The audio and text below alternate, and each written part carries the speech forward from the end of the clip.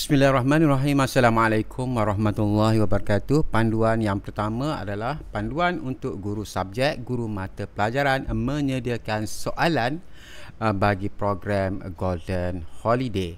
Okey, mula-mula kita akan ke kuis siri 1.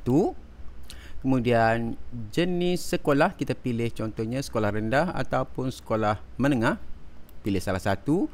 Kemudian subjek yang kita ajar, contohnya bahasa Melayu tahun 5. Ini adalah pautan soalannya. Okey.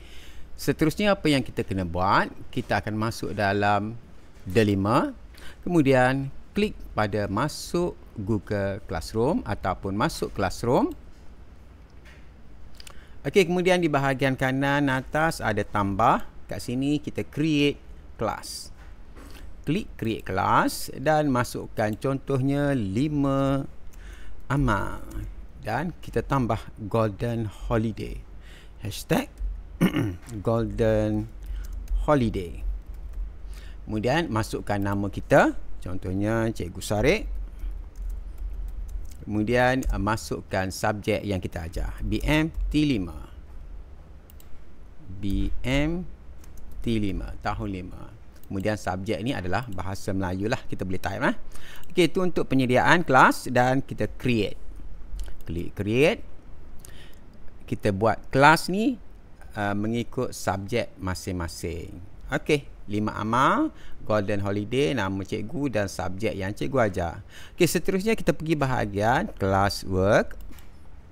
Dan kat sini kita akan create.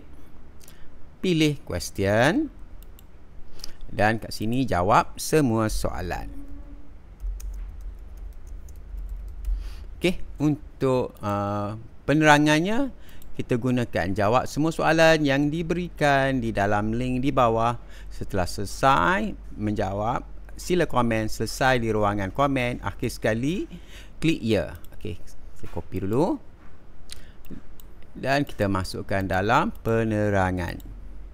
Okey, untuk ya, kita akan create satu button. Pergi bahagian short answer, multiple choice dan kita buat ya. Untuk murid klik ya. Dan jangan lupa yang akhir sekali adalah masukkan pautan tadi. Dalam ni kita copy, kita highlight pautannya. Pautan soalan untuk BM tahun 5 kita copy.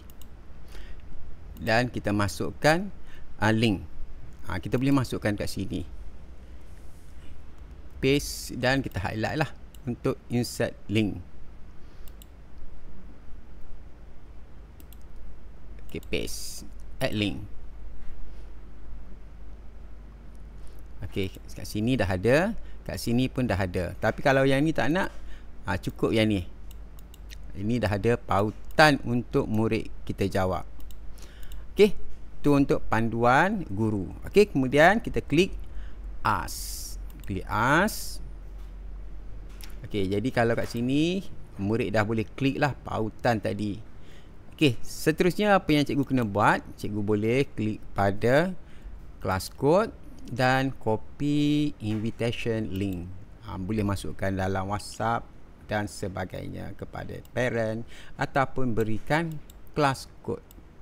Okey, itu untuk panduan yang pertama, guru subjek, guru mata pelajaran menyediakan bahan untuk murid-murid jawab soalan masa cuti nanti. Okey, kemudian kita ada step kedua untuk cikgu masukkan markah kepada murid-murid lah. Sekian. Assalamualaikum warahmatullahi wabarakatuh.